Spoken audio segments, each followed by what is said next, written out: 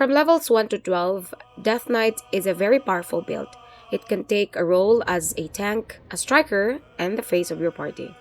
Hello guys, Genuine here of Genuine Gaming, and here is my Death Knight build for Baldur's Gate 3. This is not an overpowered build, but a thematic one. Even though this is only a thematic build, you can play this build on Honor difficulty. If you find this video helpful, do not forget to like, and for more Baldur's Gate 3 videos, subscribe to the channel. Overview. In D&D, Death Knights are fallen heroes who were once noble and honorable men, but fell into the powers of necromancy. Here are some ways a Death Knight might come to be. Number 1, a fallen paladin. They were once paragons of virtue, but strayed from their oaths and embraced the power of necromancy. Number 2, a warrior's pact. These are powerful, hungry fighters that strike bargains with demons, trading their souls for unholy power. And number 3, a cursed touch. They come in contact with powerful necromantic cursed artifacts and become bound to the will of the one who cursed them. In this build, I am trying to make a paladin-based Death Knight who can raise undead and cast powerful spells. So I gave him 7 levels of Oathbreaker Paladin, 2 levels of Wizard specialized in the School of Necromancy, and 3 levels of Sorcerer. I wanted to reach 7 levels of Oathbreaker to gain Aura of Hate, where any nearby fiends and undead gain additional damage to melee weapon attacks equal to your charisma modifier. However, this is worthless at the moment as the undead my Death Knight can summon does not wield a melee weapon. So as of the moment, I suggest 6 levels of Oathbreaker, 2 levels of Necromancy Wizard, and 4 levels of Sorcerer class. Gear and equipment. I would suggest to give him the best heavy armor you have. Reaper's Embrace, which can be looted after defeating Ketheric, is a lore-friendly choice for this build. For his weapon, I suggest giving him a greatsword. Aside from making your Death Knight look cool, it also deals a good amount of damage. Sword of Chaos is a nice choice as it also deals an additional 1d4 necromantic damage. Aside from dealing additional damage, it also regains 1d6 HP on a hit. Cryptlord Ring is a nice ring for this build. You just have to finish the Find Mystic Carrion Servant with Rombo surviving. Killer Sweetheart is a powerful ring for this build as it can give you an automatic critical hit after you kill a creature. Paladin's Might ability is very powerful, especially when it can get a critical hit as it can potentially double its damage output. For the headwear, I suggest Circle of Bones as it gives allied undead within 6 meters resistance to bludgeoning, slashing, and piercing damage. However, if you want to make your spells more powerful, Helmet of Arcane Acuity is a better choice. You can also equip your Death Knight with Gloves of Dexterity if you want a higher initiative score. Or if you want more damage, Dark Jutishar Gauntlets gives your weapon an additional 1d4 necrotic damage. It also gives you Beckoning Darkness. It curses a creature and gives 2d8 necrotic damage for 2 turns. Although this does not count as equipment per se, however, the Book of the Necromancy of Thay is very important for the build as it will give your Death Knight the ability to summon 4 ghouls once you can complete the quest in Act 3. Build. In the character creation, we are going to pick human for our Death Knight.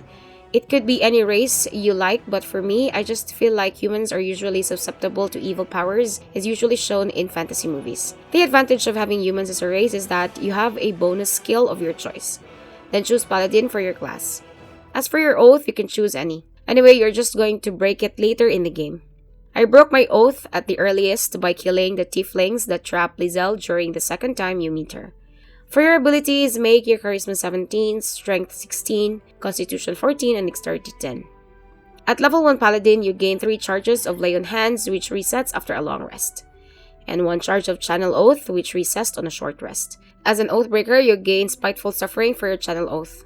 Spiteful Suffering gives a target 1d4 plus Charisma modifier necrotic damage each turn, and attack rolls against it have an advantage. It lasts up to 3 turns. You also gain Divine Sense as a level 1 Paladin. It is a bonus action that gives the Paladin an advantage on attack rolls against Celestials, Fiends, and Undead. At level 2, your Death Knight gains Divine Smite. When you can hit a melee weapon attack, you may choose to expend a spell slot to inflict additional radiant damage. The higher the spell slot expended, the higher the damage. You can also choose a fighting style. For your fighting style, choose Great Weapon Fighting. You now have 2 level 1 spell slots. At level 3, you gain Divine Health. You are not anymore affected by disease. As an Oathbreaker, you gain Hellish Rebuke and Inflict Wounds as an additional spell. These spells are always prepared. For your Channel Oath, you gain Control Undead and Dreadful Aspect. Control Undead, the Undead is controlled by the Paladin. It will follow the Paladin and attack their enemies. Dreadful Aspect frightens nearby enemies for 2 turns. Now, you have 3 level 1 spell slots. At level 4, you now get 4 charges of Lay on Hands. You also get to choose a feat. For your feat, increase your strength ability to 18. At level 5, you now gain the extra attack feature.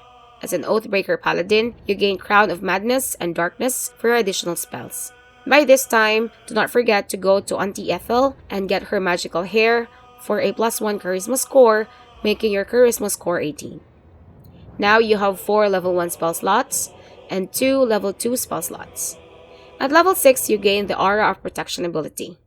Nearby allies gain a bonus to saving throws equal to your charisma modifier.